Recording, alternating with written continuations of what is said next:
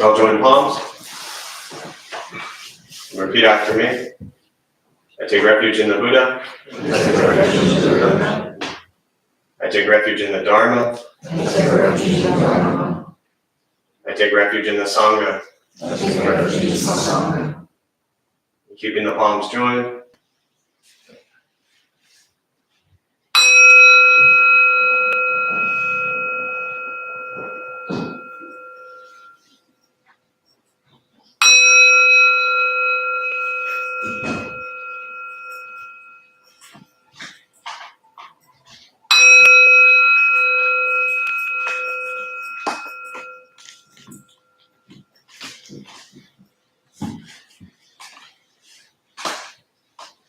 Put palms down.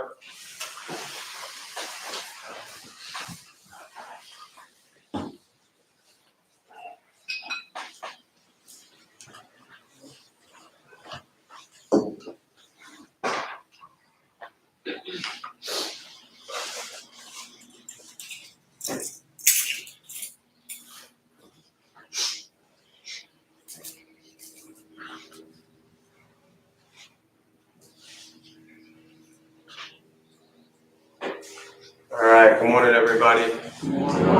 Nice to see you all. Welcome back. You're here for the first time?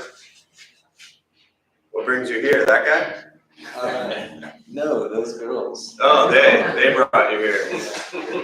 First time, and you had all this courage to just sit up front. I like sitting up front. My joke always, which you haven't heard because it's your first time here, is that when you sit up front, you hear this stuff quicker, so you actually figure shit out quicker. I hope so. So it's a good spot you're in. Well, welcome. Glad you're here. Thank you. What else? Who's here for the first time? Anybody else? What brings you here? I went on a retreat for a week of Buddhist retreat. It's kind of got me thinking that I want to make it more of a continual practice. Yeah. Those week-long Buddhist retreats can ruin your life forever. So how was it? Where'd you go? Spirit Ball. Yeah. Yeah, it was amazing. And I was out there doing like a 6-week course at UCLA. And Yep. So I'm just wanting to, learn more. Beautiful. There are plenty of seats, so please don't all just go crowded in the back. There's seats up here, chairs, cushions, benches. Or you can just ignore me and go to the back. I'm used to it. Yeah, and when was the retreat? Just a month ago. Oh, right on. Yeah. And was that your first introduction to Buddhist stuff, really? Besides that, UCLA, the mindfulness awareness practice course, that was one of the first. Yep. And popular culture, Jay Shetty. For sure, Jay Shetty.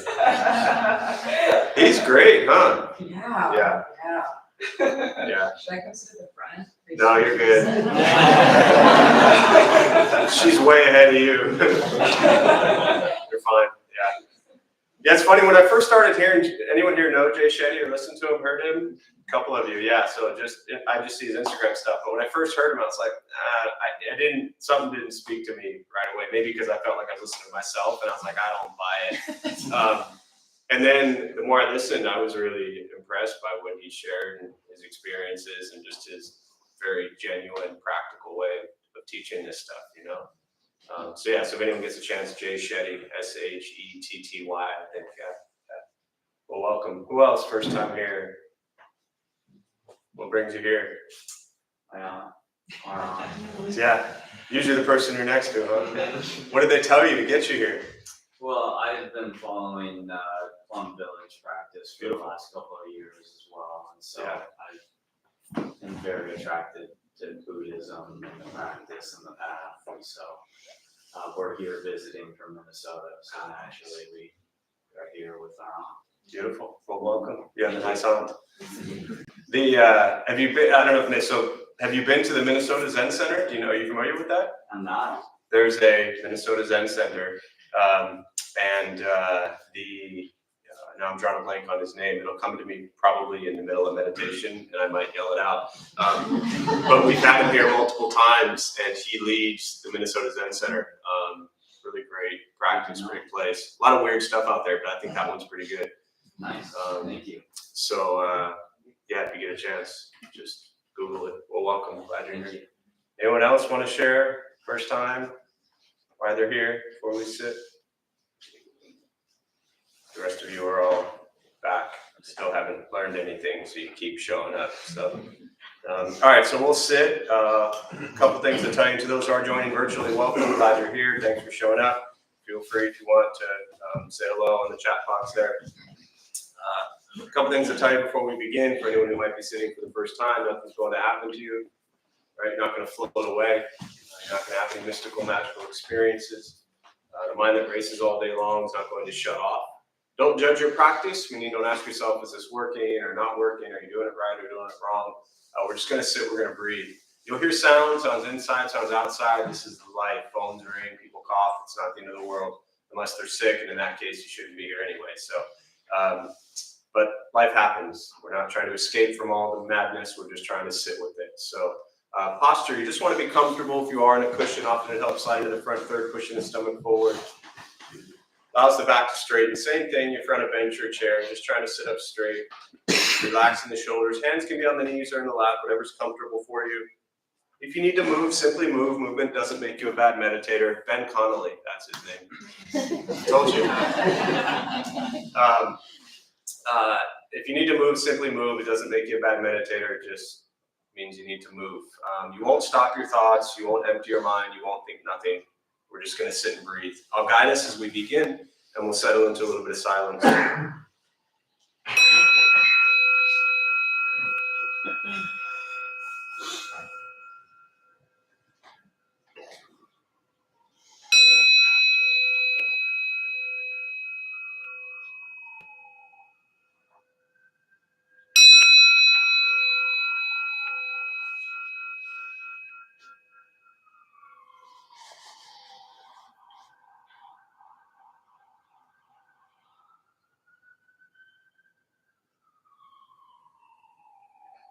And starting with the eyes closed if comfortable, or slightly open. Mouth is open or closed. We'll start with taking 3 deep breaths, slowly.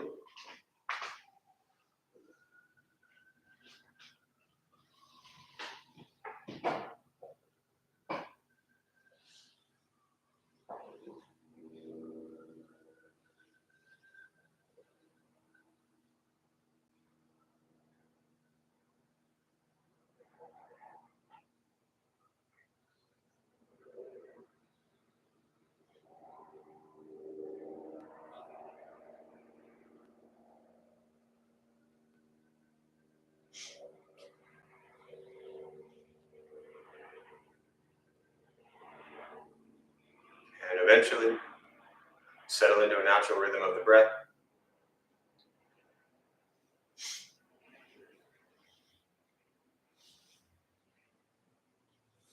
Noticing the mind as it wanders, jumping from thought to thought.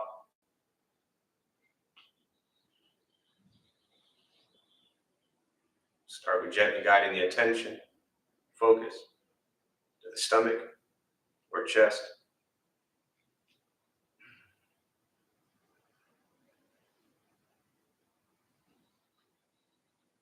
Breathing in, feel them rise. Breathing out, they fall.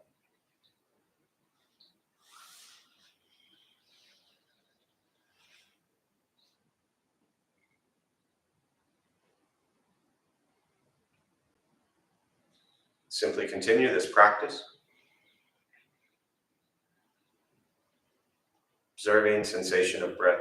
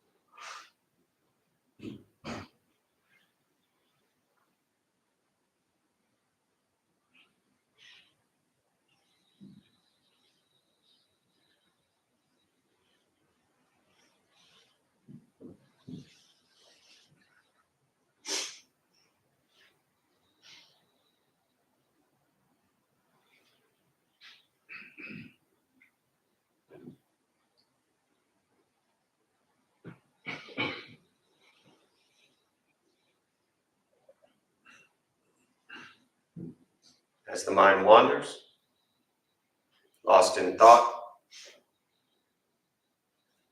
recognize it.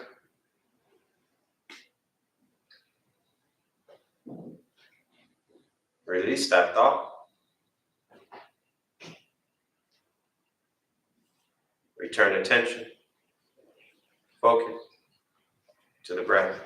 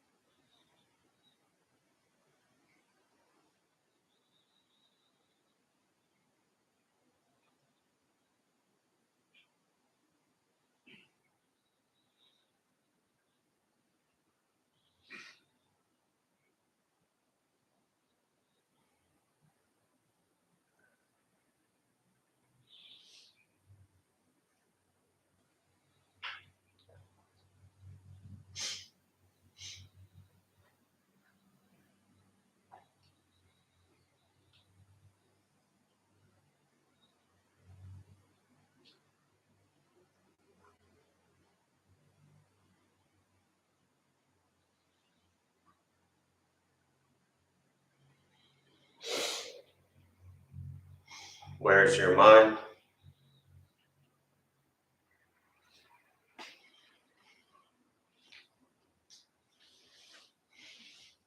Return to breath.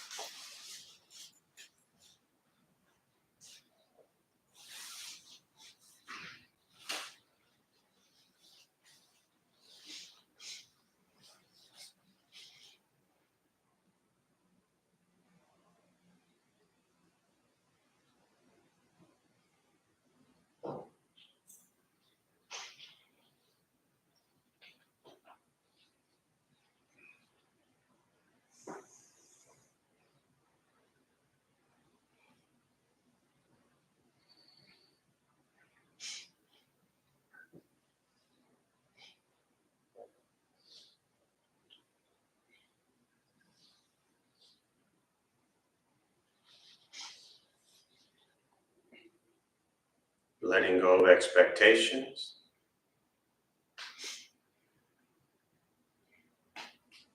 letting go of judgment from your practice,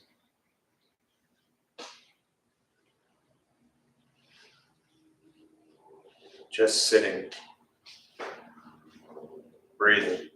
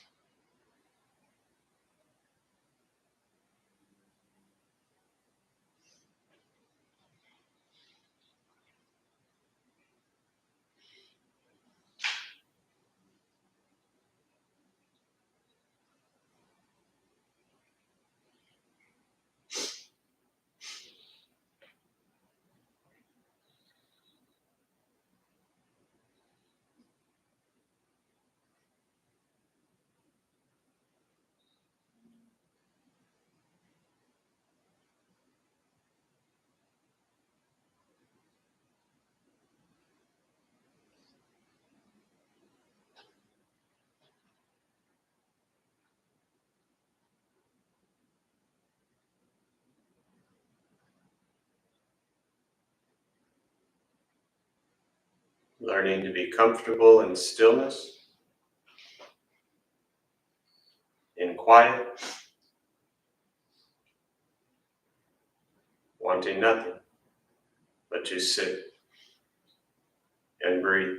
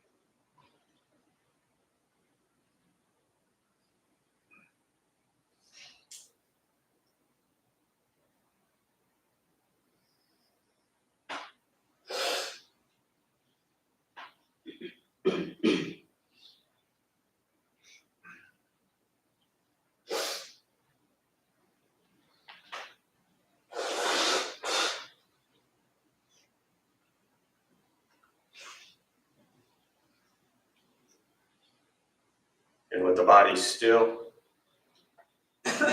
rested, the speech quiet, aware of all sounds,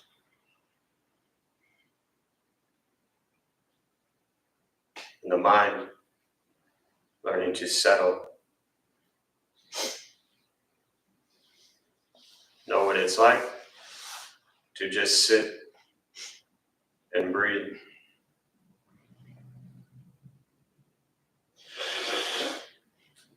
Knowing with each breath, there's nothing else to do, nowhere else to go,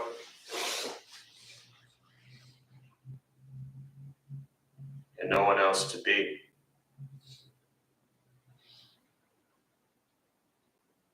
Everything beautiful, exactly as it is. Sitting, breathing.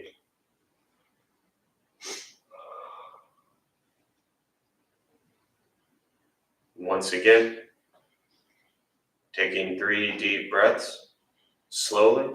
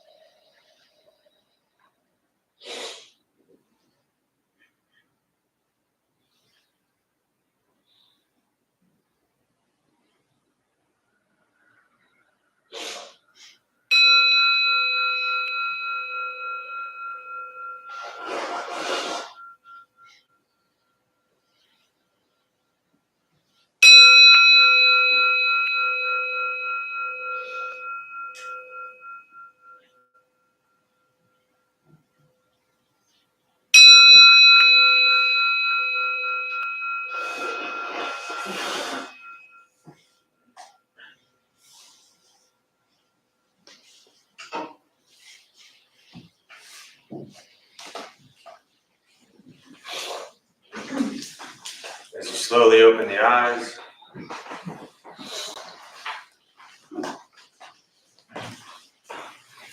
slowly beginning to move.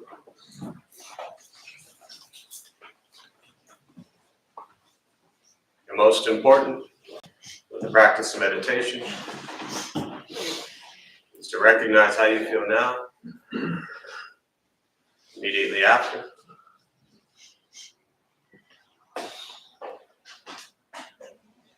Compare this to how you typically feel throughout your day.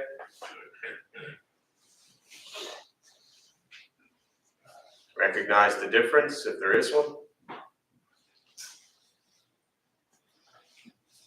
Ask yourselves how you prefer to feel every day for the rest of your life. And realize however you feel now, if it's quiet, calm, and still, or a busy mind, racing mind, whatever you're sitting with at this moment, has nothing to do with anything I said. It's nothing to do with how you sit and hold the hands or cross the legs. It's nothing to do with the sounds around us or anything else for that matter.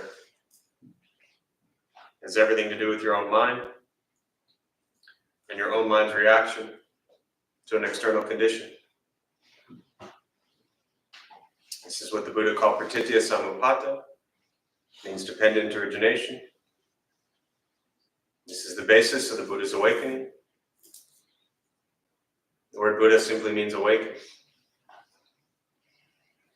He was a human being, no different than any one of us, who began to understand why he suffered, why he got angry, sad, depressed, stressed, anxious. He began to understand the causal relationship of all phenomena. What this means very simply for all of us, regardless of where you come from or what you believe in or where you think you're going, your whole life is filled with things that happen. You react. More stuff happens, more reactions. That's it. This practice is learning what it's like to respond to something quietly, peacefully, still.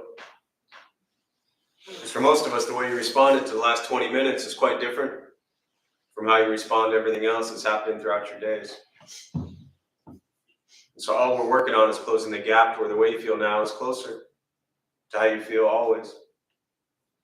Just as driven, motivated, productive, successful, whatever that means to you in your respective lives. But with a mind that's steady, clear, focused, distracted by nothing, disturbed by no one. This practice is not easy. It's not necessarily fun.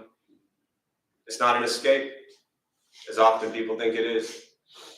It's direct perception into the present moment and learning to be with life as it arises. And the present moment is very often filled with conflict, chaos, challenges, difficulties.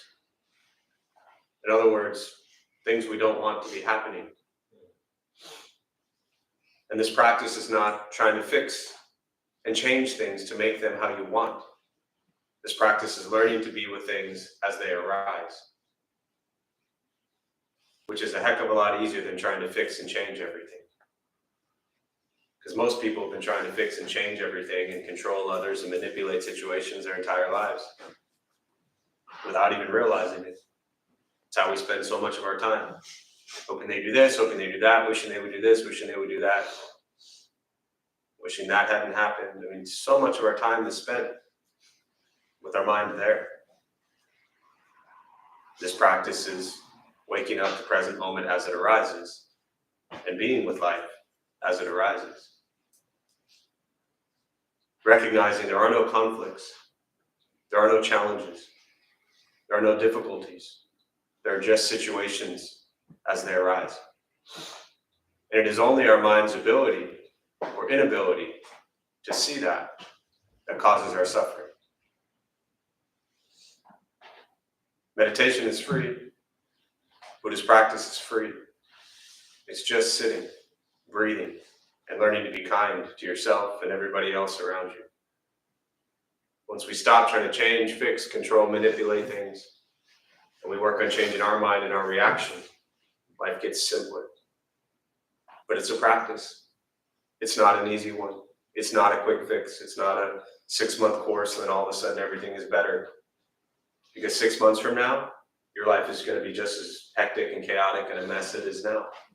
Hate to, burst your bubble of thinking this is going to fix everything. That's just the reality.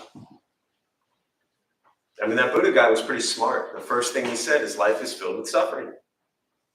He didn't say all of life sucks. He just said it's going to have a lot of suffering. Spend time there. Understanding that's what arises. But understanding what brings that suffering about, which is our mind. And that's it. No one else, nothing else, but our mind. So we practice meditation, not to escape from it, not to go to your Zen place. By the way, you don't go to a Zen place. For all of you who have been using that word wrong for God knows how many decades in this country, you don't go to a Zen place. Zen is the present moment. And sometimes that present moment sucks. So when you say you are in your Zen place, that's when things are beautiful and also when things suck. Zen is the present moment. It is the experience. It's not a bubble bath. It's not whatever. I'll stop there. You get my point. It's just life as it arises and how we respond to it. Zen is not an emotion. It is not happy or sad. It is not good or bad. It is not right or wrong. It is present moment. That's all. So what that means is we are always in our Zen place. But you keep fighting that all you want. And I'm sure you'll figure it out eventually. So with that, I'll pause. For me, really just prefer to respond to questions, meditation, Buddhist practice, anything that's on your mind. And for those who are joining virtually, again, welcome. If you have any questions or thoughts, feel free to put them in the chat box there. And we'll use the rest of our brief time this morning for questions.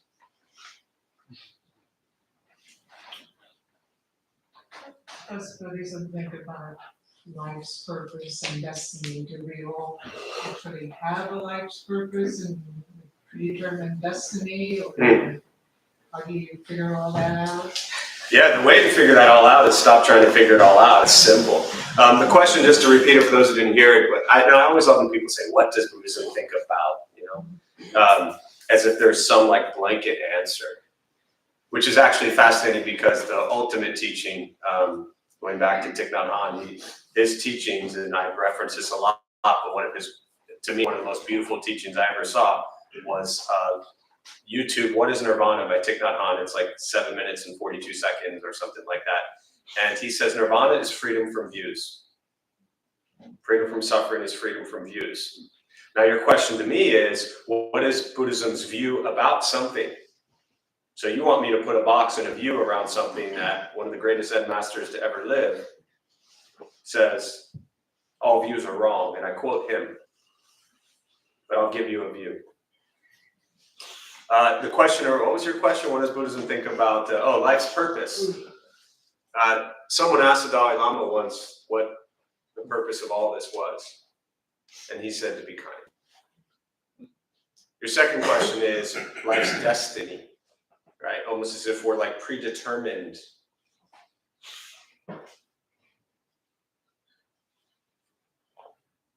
Are you hungry right now? No. Another hour or two, will you be hungry? What are you going to do when you're hungry? Find something to eat. Find something to eat. That is your life's destiny. Your life is determined by the choices you make. Nobody's pulling it from the Buddhist lens of teachings.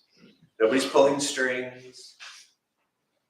Things don't happen for a reason. We just spin it that way to make ourselves feel better. Things just happen. And psychologically and emotionally, we try to give it a good reason so we can cope with it. And say, all things happen for a reason. My interpretation of that from a Buddhist lens is, all things just happen. We then give it a reason. Right? Were you here when someone asked me my question about what Buddhist teachings say about the universe? Good. So I look at Buddhist practice, the law of karma. Karma literally means action. I talk about this a lot, but just to summarize it briefly, it's the law of cause and effect. It's not getting what you deserve. Other than the word Zen, it is also one of the biggest misunderstandings of Buddhist teachings in this culture. Karma is action, law of cause and effect. It's not they're going to get their karma, they're going to get what's coming to them. It's not what goes around comes around. It's action. When you play pool, you hit the cue ball into the rack, every ball goes into a different direction. Every time. Our entire life, we are that cue ball. The Buddha taught very clearly we generate karma 3 ways: body, speech, mind. What we think, what we say, and what we do. Everything we think, everything we say, and everything we do has a causal relationship to it. Very often, not always, we think, then we speak, and then we do. So the practice is to learn to be mindful of your karma, which doesn't mean, what do I get, or what's going to happen to me? Mindful of your karma means be mindful of what you think, what you say, and what you do. Because that is a really powerful impact in the world, right? Your destiny, based on your karma, what you think, what you say, and what you do, is going to lead you to having lunch. The thought of I'm hungry, maybe the words will come out. That's why I say it's not always that way. Maybe you'll say to somebody, I'm hungry. Maybe you'll text, I'm hungry, want to meet for lunch. Maybe you'll not say it at all and just think it in your head. And then you'll go eat. That's your destiny. Life is, for those of you who remember, a choose your own adventure book. But in life, we don't always get to turn back and go to a different page. every moment is its own page. You create that from your thoughts, words, and actions. Everything that has happened in your life right now, you created. Even the bad things. These are very tough for many people to sit with, especially those who've experienced tremendous trauma, pain, death, loss, everything, abuse. Karma is not getting what you deserve. Karma is what happens. If none of you are sitting here right now, I'm not talking to you right now. That's our karma. So, you're on your own. Which I think is actually liberating. I think it would suck if there was somebody else like pulling strings, dictating my life. This gives me the absolute possibility to create an incredible pure land and beautiful world in my head and in my mind and in my heart. It also gives me the opportunity to create an absolute freaking mess. That's on me. Don't pawn that off on somebody else. You know? So, what else? I mean, feel free to pawn that off on somebody else, but I want to tell you what to do and not do. Yeah. Already answering my question, but as that piggybacking on that, just relating to livelihood and the work that you do, thinking about obviously being kind and cool. Yeah. Just Your thoughts. Oh, thoughts, yeah. Thoughts on So the that. question around livelihood, being kind, the work that you do. So without going into all of it right now, but Four Noble Truths. First one, life is suffering. Second one is the cause, greed, anger, ignorance. They call the three poisons. We practice generosity, compassion, and wisdom to overcome greed, anger, ignorance. The third one is the ending of suffering, liberation, nirvana, freedom from use. And the fourth one is the path. This is the Eightfold Path. Having the correct views, thoughts, speech, action, livelihood, effort, mindfulness, and concentration. All of that's on Google for free. Stick to the first 2 pages, you're good to go. And it's not about memorizing the Four Noble Truths and the Eightfold Path. It's about living them. That's why when people say they understand Buddhism just because they've heard the Four Noble Truths for 7 years, still can't do them. So you don't understand them. You've memorized them, you've learned them, but you can't do them, most likely. Otherwise, you wouldn't even be here. You'd be beyond all this stuff, but we're not because we still suffer. So right livelihood is incredibly important in recognizing, and even in the sutra, as you look at what's called the Vinaya, which is the code of conduct that the Buddha laid out, which were the precepts and the rules. Right, the guidelines to create a harmonious community, a sangha, and there were anywhere from 227 to 311 precepts for monks and nuns and lay people as well to follow. And livelihood, very specific, and I'm not an expert on the Vinaya, it's not anything I've studied at depth, but just a few to give you an idea. A butcher shop, not right livelihood. Running a brothel, not right livelihood. Hopefully you're not doing that, right? Gambling house, casino, things like that, not right livelihood. Right? And it goes on and on.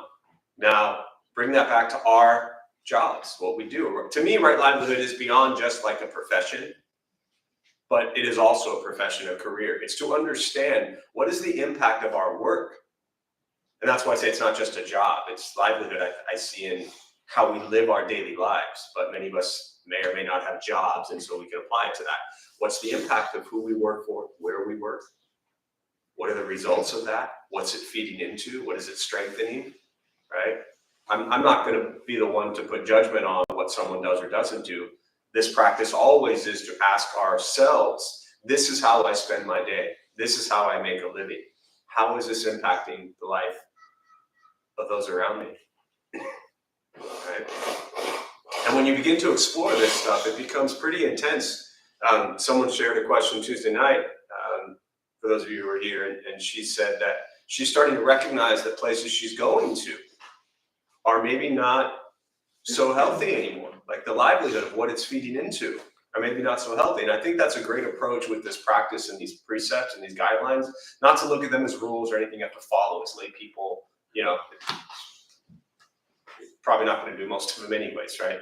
But the reality is to recognize how do these precepts, how do these things play out in our life? And not to force them on us. Not to read a precept and say, oh, I'm going to read that because the Buddha said. But to eventually realize that as we continue to cultivate compassion and wisdom, a lot of the things that we may have done before, or places we went to before, or conversations or things we looked at before, will fall away on their own. not because we're forcing them into our lives.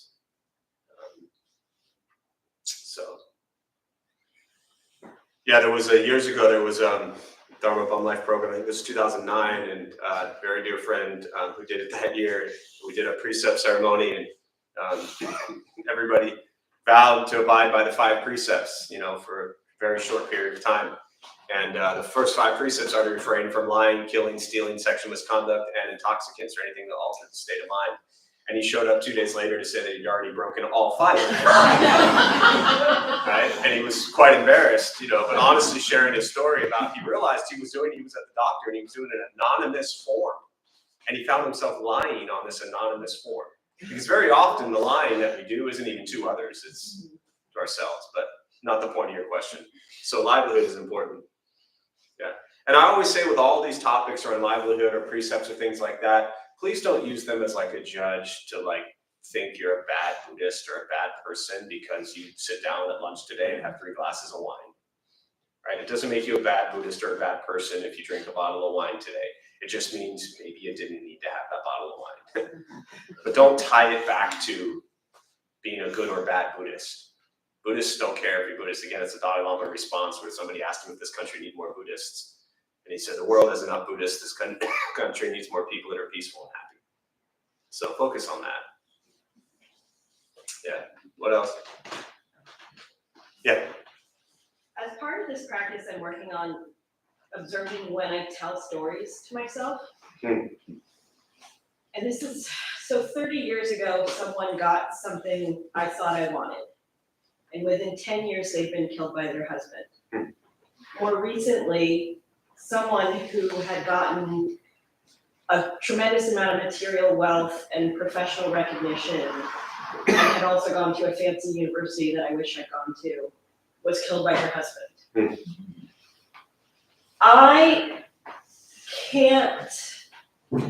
I'm trying to not make a story about learning from this, but I'm also not, I also don't feel comfortable thinking of it in a kind of detached way or callous way where I think, well, 50% of women in relationships are killed by their domestic partners. It's just chance. And also I want to clarify, I did not know these people personally. It was people whom I observed in my social and professional life. Anyway, I just had a question about that because there seems to be something very dramatic and, I should learn from this. And yet I want to really avoid my tendency, which is to tell myself an elaborate story about how it all links back to something I should not learn, should do, should not do. Yeah, good question. I think it was loud enough for most people to hear that, but I think that what comes to mind is often when I talk about a reason for cultivating a meditation practice, right? There's many, but one of them that pops into my head when you ask that question and share those thoughts is that often I'll say to people, without looking, can you see what's on the wall behind you? Without looking, no. Is it there? Yes. Now, if I ask you to turn and look at it, can you turn and look at it and see it? Yes, so you turn and look at it and have seen it. Now, you could pick and choose when you want to turn and look at it, because maybe it's good to know what's on the wall. Maybe what's on the wall is dangerous. Maybe it's not safe. Maybe it's beneficial. Maybe it is something you can learn from. I think that telling stories, while I will often share this idea that our entire life we're just stuck telling stories, it doesn't necessarily, in my personal practice, mean that it's a bad thing. I mean, again, for me as a practitioner, I'm constantly reminded of stories of things that happened in the past, and I'm constantly learning from stories that have happened in the past, and I'm constantly pondering these things and looking at them.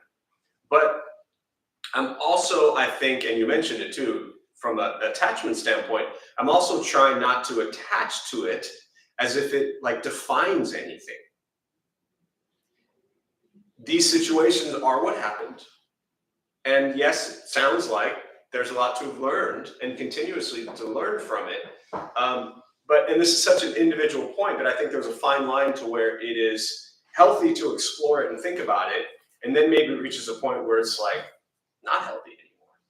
And it sounds like that's maybe where you're at, but I don't, again, just from my personal practice, I don't ever think it's wise or necessary to just like abandon all stories in our mind about everything that's happened in the past.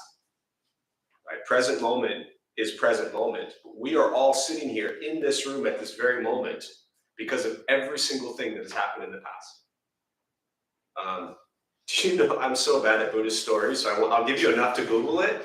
But do you know the story about, like, and someone in here might even know it, about the guy who, like, they come and they want to take it, they want the horses, and then they want to take the kid to war, and then the horse broke the leg, and then you know the story?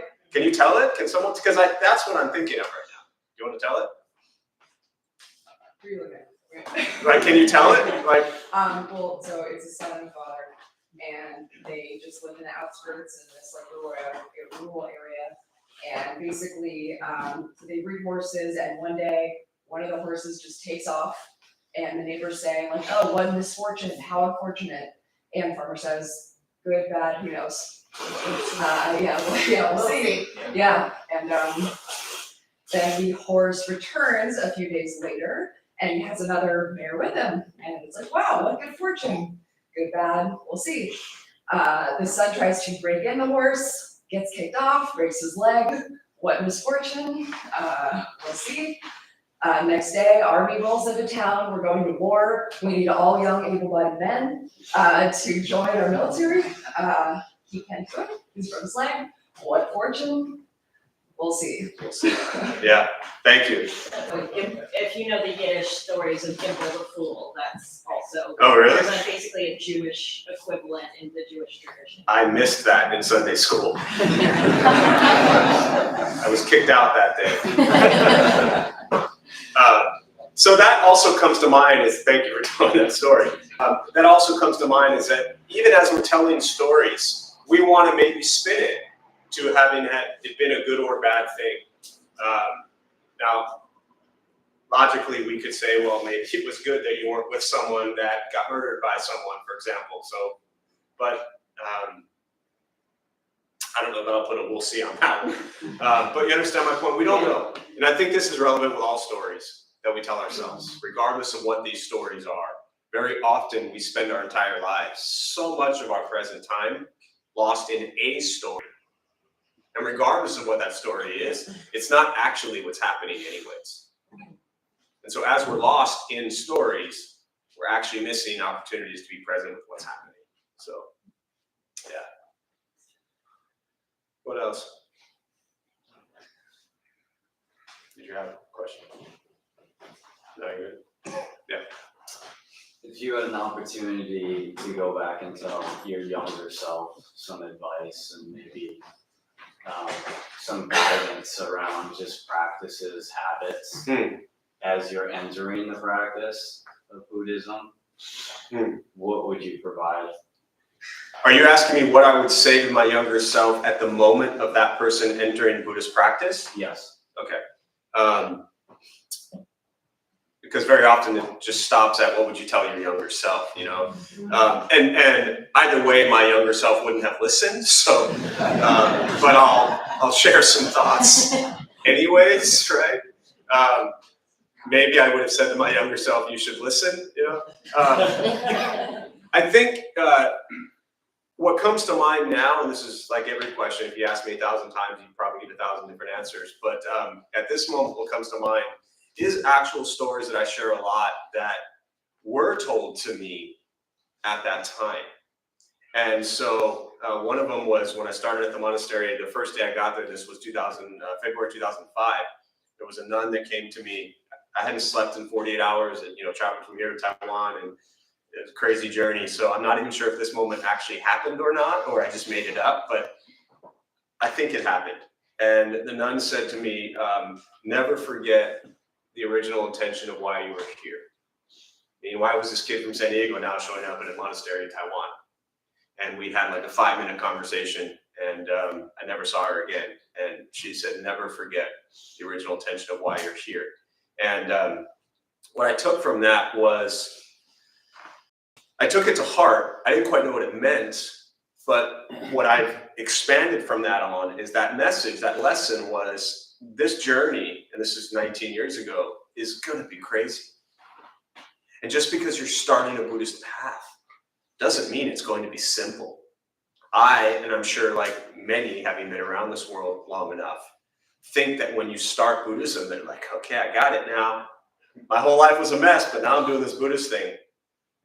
Usually your first 2 years or 3 of Buddhist practice, your life gets worse because you start to realize, I'm speaking for myself, what an idiot I was. And all the ego and all the pride and all the stuff I thought I needed to do and wanted to do and should do, I needed to surrender all of that. And that's not easy to do, right? So never forgetting the original intention is important. I also think that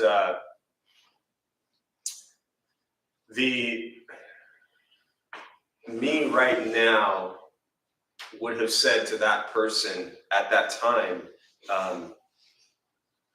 things are going to happen on this journey that you don't understand. And you may never understand them. But you must have faith in the practice. Not in Buddhism, not in Buddha, but faith in the practice of kindness, compassion, wisdom, patience, generosity, morality. Have faith in that practice. And when you are challenged and things don't go your way, which they won't, always come back to the practice. Yeah. That's what I got. Yeah. What else?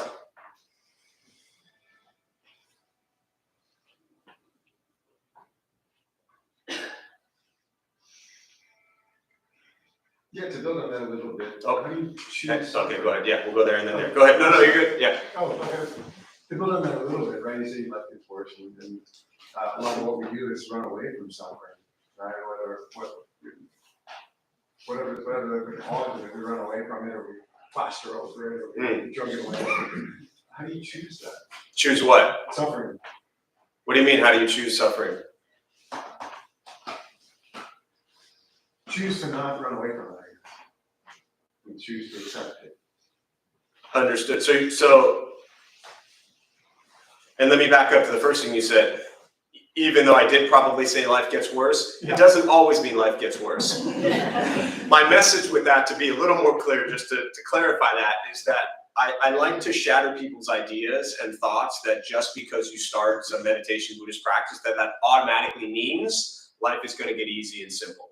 It very often means when you start to question like your livelihood and what you're doing for a living, that's going to shake some things up a little bit and create conflict. So that's kind of what I mean, is that it doesn't necessarily mean it's always going to get worse, but it's going to create challenges. First part. Second part, if I think I understand what you're asking, which is when you are suffering, how do you deal with it? And how do you not run from it? And how do you not get lost in some escape? The same way you decide to have lunch. You make a choice. And you begin to understand that when you're hungry and you eat, my favorite Zen expression, when hungry, eat, when tired, sleep. When you're hungry and you eat, you have taken away your hunger. Meaning you have solved a seemingly problem. When we choose how to respond to suffering, we are either solving or creating more problems. When we recognize that the choices we make when we're suffering have a huge impact on ourselves and those around us, and we can see those choices as causing harm and pain, with practice, eventually, we may choose things that don't cause pain and suffering.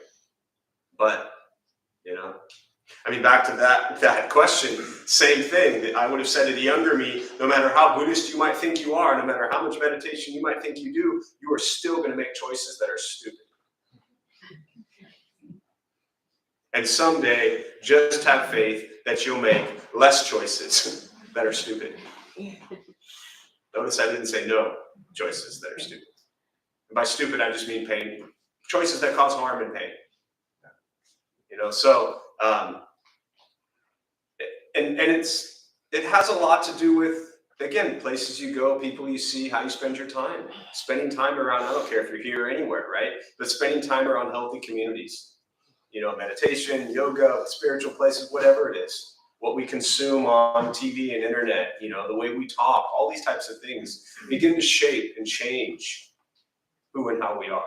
But we have to practice patience, one of the paramitas.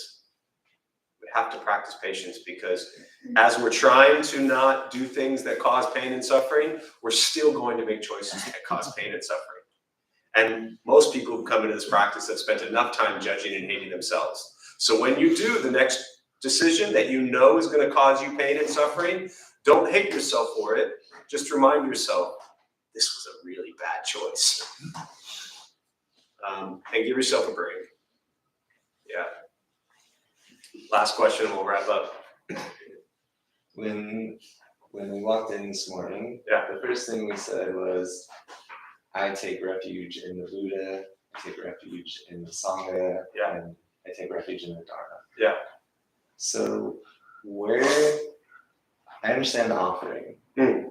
Okay, where do I go for Sangha? Where do I go to hear the Dharma? Where do I go to meet the Buddha? Yeah. So let me rephrase that, or sorry, repeat it for those who maybe didn't hear it. I pulled this up for a reason, which will make sense in a second. The question was about the initial offering, what's called the triple gem, taking refuge in the Buddha, the Dharma, the Sangha, right? I'm going to tell this in a different order, simply because of the way you asked the question. Your question was, where do I go to meet the Sangha? Where do I go to hear the Dharma or be with Sangha? Where do I go to hear the Dharma? And where do I go to meet the Buddha? Okay, so in a different order from I normally do this, the Dharma is simply the teachings of the Buddha. That's all it is. So this can be done in Buddhist places. This can be done on the internet. This can be done in traffic, right? This can be done at Starbucks. You can hear the Dharma, the teachings of the Buddha, anywhere in everyday life. But practically, open up a Buddhist book. Open up a Buddhist sutra, which are the teachings of the Buddha. Google Dharma. You could spend 17 years reading stuff on there on Buddhism. Everything you're hearing this morning, these are my understanding, my interpretation of the teachings of the Dharma. So this would be referred to as Dharma talk, questions, answers, Dharma responses.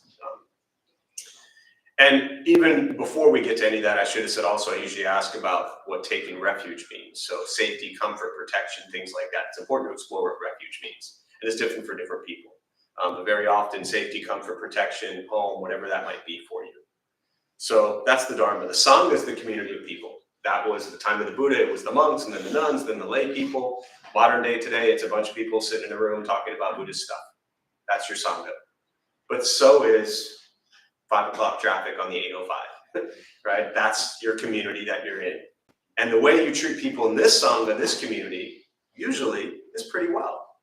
But these are also the same people that are pissing you off in traffic. Or made your latte the wrong way because you didn't get enough pumps of vanilla or whatever it is you wanted, right? So if you begin to see that the Sangha, which is community, is really every pocket of time and space that you're in, then we begin to treat people better, right? Your family, your community, your whatever it might be. Make sense so far? And then your question about where do we meet the Buddha, right?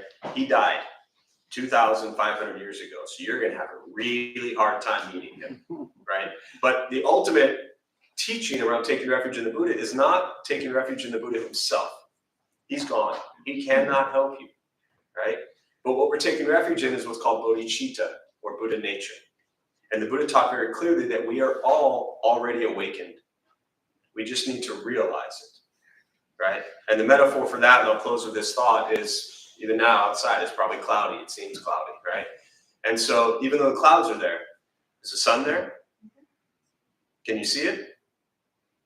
Sort of. Not a trick question. Don't try to be smart. I've been doing this long enough. When the clouds are there, can you see the sun? No. Thank you very much, right? Why? Because they're hidden behind the clouds. And when the clouds part, what do you see? The sun. Thank you. A rainbow. You're going to have a hard time with this practice.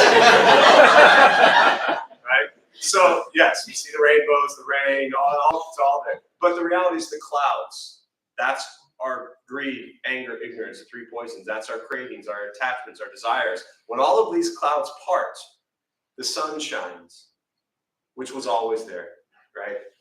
What I was going to show you was, you said, where do I go to meet the Buddha? I'm going to show you the Buddha. You want to see it?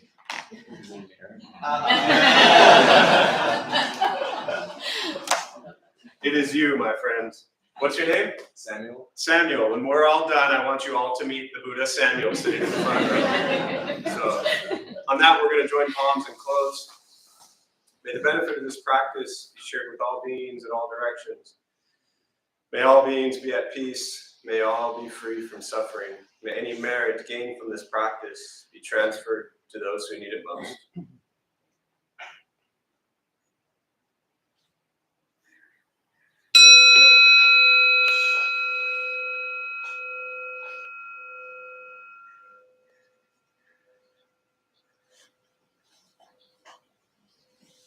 All right, a few quick announcements before you all head out. Thank you for being here. My name is Jeff. I'm a Dharma bum. We opened up this temple 17 years ago to introduce Buddhist practice to those who show up. Those of us who lead, we're not monks, we're not nuns, we're not gurus or masters or teachers, we're just practitioners. We do our best to take our understanding of Buddhist teachings and put it into terms for those who show up. We're not looking for students. Every night we have different practices going on from people leading in different Buddhist traditions. So every night you can see different unenlightened people sitting up here sharing their interpretation of Buddhist practice. Every Thursday, 5 o'clock, we do a food redistribution program. I still think it's one of the best things we do. We prepare gourmet vegetarian meals, also known as peanut butter and jelly. We meet at 4:30. We prepare sandwiches for about 45 minutes, and then we head downtown. So anytime you think your life sucks and you lack gratitude, feed people sleep on the street every night, and it tends to put things into perspective. And if it doesn't work, then keep showing up until it does. Other than that, yeah, always something going on. Family Sangha met this morning, so that's always great. Half day silence we have once a month, so 20 minutes of silence is torture. I strongly recommend doing it for 4 hours. And again, it's as free as everything else here. So as always, we have no cleaning crew. We are it. So if you want to help straighten up or clean up anywhere inside, there's always a list inside the bathroom there. It does look like it's raining out, so please go safely wherever you go. And look for the rainbows because they're out there somewhere, I'm sure. So, thank you all. Good luck.